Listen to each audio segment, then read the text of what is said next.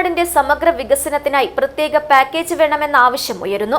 14ഓളം പ്രാദേശിക ഭാഷകൾ ഇന്നും സജീവമായി നിലനിൽക്കുന്നതിന് ഈ പ്രദേശത്തിന്റെ സാംസ്കാരിക വൈവിധ്യത്തെ സൂചിപ്പിക്കുന്നെന്ന് പ്രമുഖ ചരിത്രകാരനും കാലിക്കറ്റ് സർവകലാശാല മുൻ വൈസ് ചാൻസലറും Tripunithura centre for heritage studies മുൻ ഡയറക്ടറുമായ ഡോക്ടർ KKN കുറുപ്പ് അഭിപ്രായപ്പെട്ടു. ഡ്രീം ഫ്ലവർ IVF സെന്റർ കേരളത്തിലാദ്യമായി AI എംബ്രിയോസ്കോപ്പി സാങ്കേതികവിദ്യയിലൂടെ വന്ധ്യതാ ചികിത്സയിൽ വിപ്ലവം സൃഷ്ടിച്ച 14 വർഷത്തെ പാരമ്പര്യം, 10,000-ലധികം പുഞ്ചിരികൾക്ക് സാക്ഷ്യം വഹിച്ച മികവ്. ഇപ്പോൾ വെറും 60+ മെഡിസിൻ IVF പാക്കേജ് ഡ്രീം ഫ്ലവറിൽ മാത്രം. Dream flower IVF centre, opposite police station, Kasaragod. ജില്ലയിലെ മഞ്ചേശ്വരം, കാസർഗോഡ് എന്നീ ബ്ലോക്ക് പഞ്ചായത്തുകളുടെ പരിധിയിൽ ഉൾപ്പെടുന്ന തുളുനാട് പ്രദേശങ്ങളുടെ ചരിത്ര സാമൂഹിക വിദ്യാഭ്യാസ സാഹചര്യങ്ങളെ അടിസ്ഥാനമാക്കി സമഗ്ര വികസനത്തിനായി പ്രത്യേക സർക്കാർ പാക്കേജ് അനിവാര്യമാണെന്ന് പ്രമുഖ ചരിത്രകാരനും കാലിക്കറ്റ് സർവകലാശാല മുൻ വൈസ് ചാൻസലറും Tripunithura centre for heritage studies മുൻ ഡയറക്ടറുമായ ഡോക്ടർ KKN കുറുപ്പ് അഭിപ്രായപ്പെട്ടു. ചന്ദ്രഗിരി പുഴ മുതൽ കർണാടകയുടെ അതിർത്തി പ്രദേശങ്ങൾ വരെ വ്യാപിച്ചു കിടക്കുന്ന 32 ഗ്രാമങ്ങൾ ഉൾപ്പെടുന്ന തുളുനാട് ചരിത്രപരമായി വിജയനഗര സാമ്രാജ്യകാലത്തേക്ക് വരെ എത്തിച്ചേരുന്ന സവിശേഷതകളുള്ള പ്രദേശമാണ്.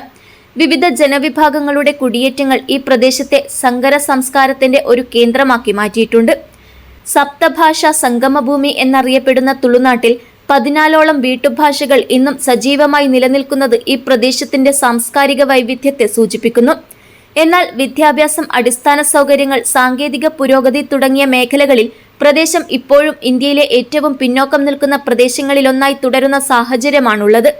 ഈ പശ്ചാത്തലത്തിൽ തുളുനാടിന്റെ നിലവിലെ സാമൂഹിക സാംസ്കാരിക വിദ്യാഭ്യാസ അവസ്ഥകളെക്കുറിച്ച് സമഗ്ര പഠനം നടത്തി ഒരു വികസന രേഖ തയ്യാറാക്കുന്നതിനായി ഡോക്ടർ KKN കുറുപ്പിന്റെ നേതൃത്വത്തിലുള്ള ഗവേഷണ സംഘം പ്രവർത്തനം ആരംഭിച്ചിട്ടുണ്ട്. കേരളത്തിന്റെ കാര്യത്തിൽ ഇതിലെ പ്രശ്നങ്ങൾ അറിയാത്ത ഉദ്യോഗസ്ഥന്മാരാണ്. ഒരു ഉദാഹരണത്തിന് 12ാം പദ്ധതിയിൽ 1500 കോടി റുപ്യ അന്ന് പ്രഭാത് പട്നായക്കോട് പറഞ്ഞിട്ട് മലബാറിൻ്റെ ഒരു പാക്കേജ് കൊണ്ടുവന്നു. പിന്നീട് ഇവിടുത്തെ ജില്ലാ കലക്ടർ പറഞ്ഞു അതിൽ 900 കോടിയും ഇവിടെ ചെലവഴിച്ചില്ല, ഇവിടെ ഉദ്യോഗസ്ഥന്മാരില്ല എന്ന് പറഞ്ഞിട്ട് ഡൈവേർട്ട് ചെയ്തിട്ട് ആ ഭാഗത്ത് ഉപയോഗിച്ചു. ഇന്നും പറയുന്നത് കാർഷിക യൂണിവേഴ്സിറ്റിയിൽ ഉള്ള പ്രശ്നങ്ങൾ, ധാരാളം പ്രോജക്റ്റിന് ഫണ്ട് കിട്ടിയാൽ പിലിക്കോട് ഫാമിലല്ല ഉപയോഗിക്കുന്നത്, അത് മറ്റേ ഭാഗത്തേക്ക് വിവരിക്ക് കൊടുക്കുകയില്ല.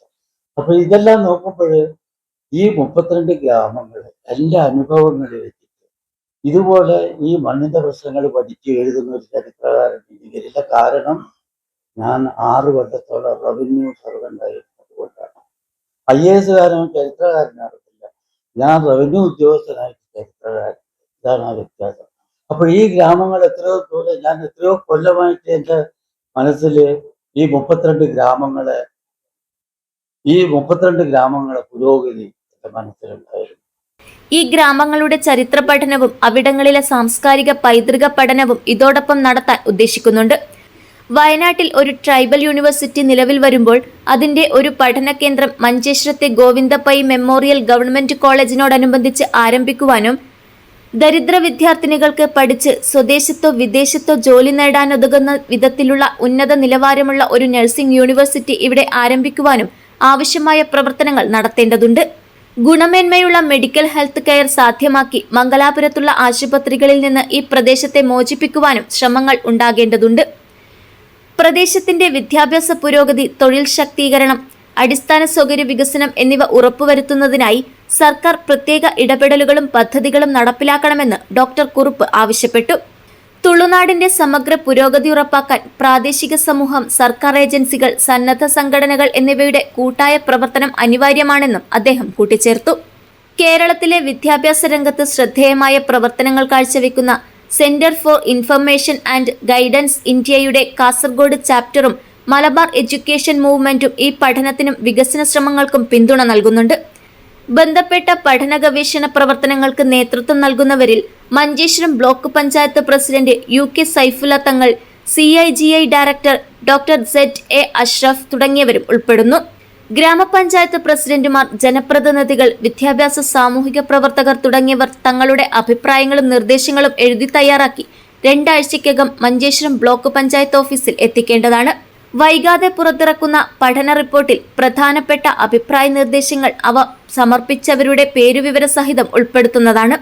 2026 ജൂൺ ആദ്യവാരത്തിൽ വിളിച്ചു ചേർക്കാൻ ഉദ്ദേശിക്കുന്ന പ്രത്യേക കൺവെൻഷനിൽ ബന്ധപ്പെട്ട തുടർ പ്രവർത്തനങ്ങൾക്ക് അന്തിമരൂപം നൽകുന്നതായിരിക്കും. Manjeshwaram block panchayat president UK Saifulla Thangal, vice president Nisar Perwad, district coordinator CIG MA Aslam master തുടങ്ങിയവർ വാർത്താസമ്മേളനത്തിൽ പങ്കെടുത്തു. News bureau, Kasaragod.